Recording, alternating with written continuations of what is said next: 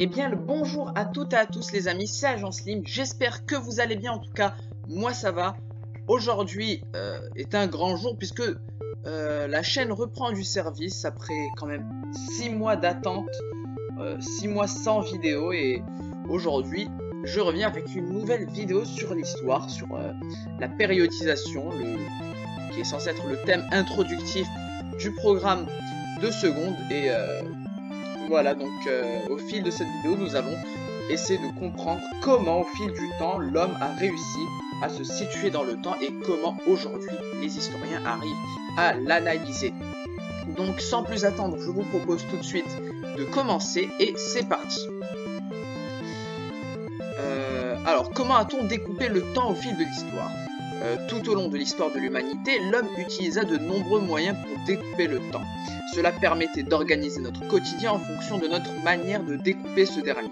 Une manière qui varie selon les époques, puisque vous en doutez bien, notre manière de découper le temps aujourd'hui n'est pas la même qu'à la préhistoire par exemple. Un moyen pratique pour pouvoir se repérer dans le temps était la prise en compte de facteurs naturels tels que le jour et la nuit. Mais rapidement, dès le développement des premières civilisations, le monde avait besoin d'un moyen plus précis pour pouvoir se placer dans le temps et le maîtriser, permettant de nous organiser plus facilement. Donc voilà comment, au tout début de l'histoire de l'humanité, vous doutez bien qu'il n'y avait pas de calendrier, ni de montre, ni d'heure, et l'utilisation de ces facteurs naturels qui sont le jour et la nuit nous permettait quand même un petit peu de se repérer. Mais vous allez le voir, l'homme, au fil du temps, va utiliser des moyens bien plus précis, notamment les cadrans solaires, qui furent inventés vers 300 avant Jésus-Christ par l'astronome chaldéen Bérouz, la Chaldée représentant la zone actuelle occupée par l'Irak, en Mésopotamie. Il était constitué tout naturellement d'un cadran immobile et indiquait le temps solaire à l'aide d'un objet fixé au centre d'une forme, et juste en dessous, l'image en dessous, à ce que son ombre ait la même utilité que l'aiguille d'une montre. Des graduations étaient donc marquées tout autour du cadran indiquant l'heure solaire à laquelle se trouve l'ombre au moment de la matinée. Alors il existe plusieurs types de cadrans solaires, et celui qui est sur l'image ci-dessous est un cadran sur 24 heures. Voilà, donc il est un peu plus récent et on peut voir qu'il est 13h50 si on regarde bien. Mais avant cela, vers 1600 avant Jésus-Christ, fut également inventé la clepsydre, que on peut voir sur l'image ci-dessous, encore la deuxième. Un outil assez similaire au sablier qui permettait de définir la durée d'un discours, par exemple, ou d'une prise de parole. Contrairement au sablier, ici ce n'est pas du sable qui s'écoule, mais plutôt de l'eau, sortant d'un vase par un petit orifice, un moyen longtemps utilisé par les Égyptiens ainsi que les Grecs, pour simuler une horloge à eau sur de courtes durées. Seulement en remontant encore plus loin dans le passé, soit près de 3 millénaires avant Jésus-Christ, on peut constater que dans les cités sumériennes de Mésopotamie était employé le calendrier lunaire, basé comme son nom l'indique sur les mouvements de la lune. Un calendrier encore utilisé de nos jours, notamment dans la religion musulmane.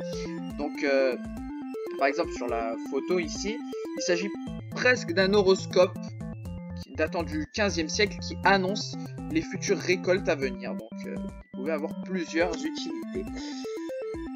Ensuite, rapidement, en moins 46, Jules César mit en place le calendrier julien, les prémices de notre calendrier actuel. Il organise le temps en années comportant 12 mois de 28 à 31 jours. Une révolution pour l'époque puisqu'ici Jules César organise le temps de façon très précise, nous permettant de nous situer au milieu de l'année. Cependant, des années plus tard, le christianisme connaît un énorme essor tout autour du bassin méditerranéen. Le christianisme qui, je le rappelle, était une religion nouvelle, changeant des habituelles religions polythéistes de l'Empire romain. Rapidement, le temps est christianisé et l'on fête des fêtes telles que Noël ou encore le Mardi Gras. D'ailleurs, si le 25 décembre a été choisi comme date de la naissance de Jésus, il s'agit d'un coup de Rome ayant comme objectif de christianiser les fêtes romaines. Car oui, à la base, le 25 décembre chez les Romains, c'est la fête des Lumières pour célébrer le solstice d'hiver. À partir du 6e siècle, c'est le début de l'ère chrétienne. Le christianisme devient ainsi la religion de référence dans le monde, influençant également le temps.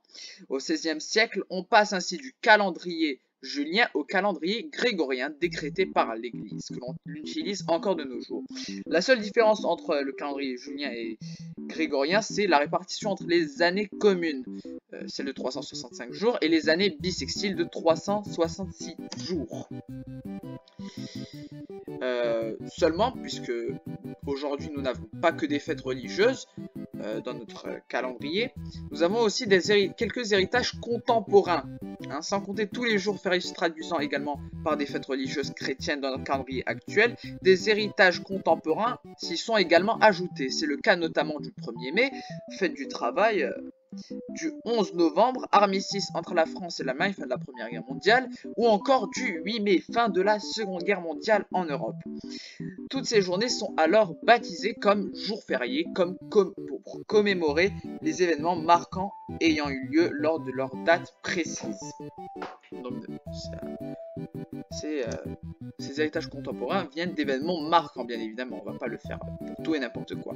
Et c'est là où on arrive aujourd'hui, où les historiens devaient trouver un moyen pour se repérer plus facilement dans le temps. Parce que le temps soit uni, c'est assez compliqué de se situer dans le temps. C'est pour ça que les historiens vont commencer à utiliser ce qu'on appelle la périodisation. Donc, maintenant que nous avions restructuré les moyens utilisés par les sociétés passées pour se repérer dans le temps, il est grand temps de comprendre comment les historiens qui étudient l'histoire arrivent quant à eux à se situer dans le temps. Pour cela, ils utilisent ce qu'on appelle la périodisation, une manière de découper le temps en plusieurs périodes, chacune délimitée par des événements historiques bouleversants qu'on appelle aussi des ruptures. Cette manière est donc utilisée par les historiens pour pouvoir se repérer de manière efficace lors de leurs études historiques. Le temps est alors découpé en 4 grandes périodes, l'Antiquité ayant débuté vers moins 3500 avant Jésus-Christ, date marquant également l'invention de l'écriture, le Moyen-Âge commençant en 476 après la chute de l'Empire romain d'Occident, les temps modernes enclenchés par la découverte de l'Amérique en 1492, date qui va être contestée en ce qui concerne la fin du Moyen-Âge, nous allons le voir prochainement, ainsi que l'époque contemporaine dans laquelle nous nous trouvons actuellement, inaugurée par la Révolution française. Mais il existe d'autres manières de découper le temps qu'on utilise, je ne vais pas dire rarement, mais généralement on utilise la périodisation, donc découper le temps en périodes sur de longues durées, alors que là par exemple, on va par exemple utiliser le découpage décimal en millénaires, siècles, décennies, pour par exemple parler de quelques années, ou bien du XXe siècle par exemple, le découpage en chrononyme pour parler de la Renaissance, des années folles, les 30 glorieuses, comme ci-dessous, ou encore via les règnes et les dynasties, les Capétiens, règne de Louis XIV par exemple, etc. Une manière contestée, alors voilà, j'en parlais tout à l'heure, bien que la périodisation soit un moyen pratique pour découper le temps, il n'en est pas moins que cela reste une manière contestée. Par exemple, cette manière est concentrée sur le bassin méditerranéen et l'Occident, qui n'est donc pas applicable pour tous les États. Notamment en Chine, où l'on peut supposer l'existence d'un Moyen-Âge chinois, ne s'étant logiquement pas terminé au même moment que l'occidental. De plus, cette méthode laisse penser un changement direct de mentalité et de la façon de vivre chez l'homme, ce qui n'était bien évidemment pas le cas. Par exemple, le passage à l'époque contemporaine nécessita une certaine attente afin d'observer un changement de culture et de raisonnement, cela dû à la Révolution française. Ça ne s'est pas fait sur place.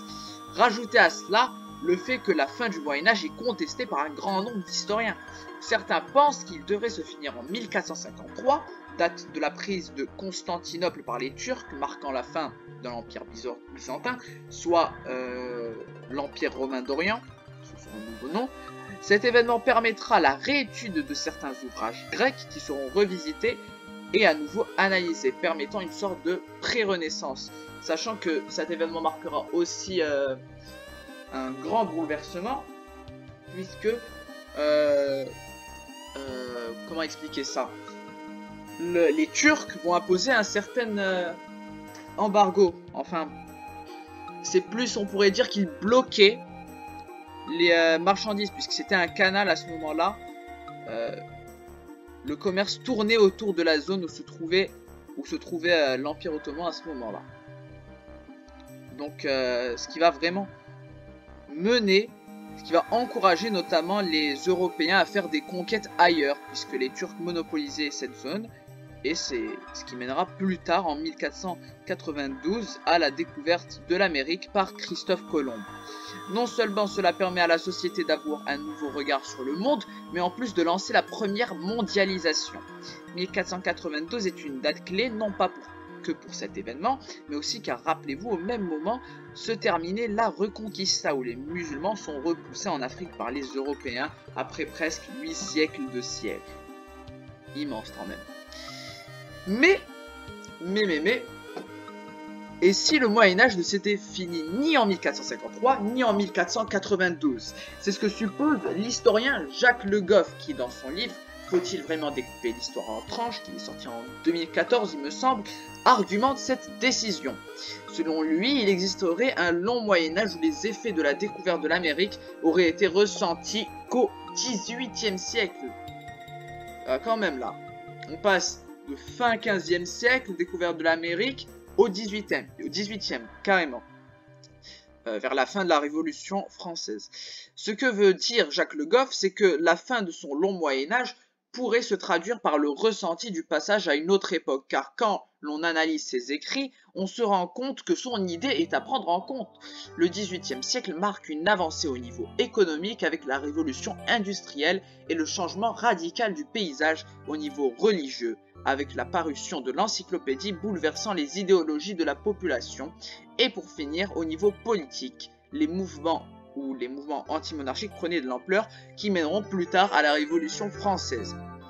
Alors Jacques Le Goff tente de faire comprendre qu'on ne peut pas limiter la fin du Moyen-Âge à une date précise, mais doit plutôt être compris au moment du ressenti de la fin de l'époque médiévale, soit au XVIIIe siècle, qui marque un processus de transformation culturelle, politique, économique et religieuse. Donc on ne peut pas limiter le Moyen-Âge à une date clé, mais plutôt donc à un certain intervalle, à un siècle, voilà.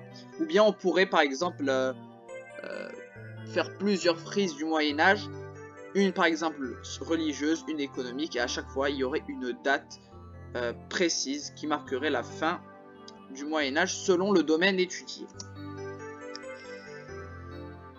Le découpage de l'histoire évolue. Le découpage de l'histoire évolue au fil du temps, il dépend de la manière dont les sociétés perçoivent le temps. Si aujourd'hui il s'agit d'une méthode contestée sur certains points, il s'agit d'une combinaison complexe de changements et de transitions culturelles. Il est important de prendre en compte que transitionner d'une période à l'autre ne peut pas apporter des changements immédiats, mais cela se fait sur le long terme. Seulement, cela permet à notre société ainsi qu'aux historiens de pouvoir se repérer plus efficacement dans le temps. Et c'est cela à quoi sert la périodisation. En outre, l'époque contemporaine est remise en cause et certains parlent même de la notion de temps présent. Cette remise en question constante reflète la nature dynamique de la manière dont nous concevons et découpons notre histoire.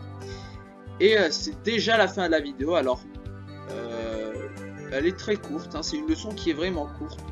Il n'y a pas autant de choses à dire que par exemple sur les guerres mondiales, sur Staline, sur le régime totalitaire nazi en Allemagne, hein, comme je l'ai fait dans mes précédentes vidéos qui ont duré 1 heure. Ici c'est une leçon introductive à la seconde, donc elle est assez courte. Et voilà, je me suis dit on va faire une petite vidéo dessus. En tout cas, je vous remercie d'être resté jusqu'ici. J'espère que vous avez apprécié la vidéo. N'hésitez pas à mettre un pouce bleu et à vous abonner. Et je vous remercie d'avoir regardé cette vidéo, à partager bien évidemment. Et je vous dis à la prochaine. Portez-vous bien et ciao tout le monde.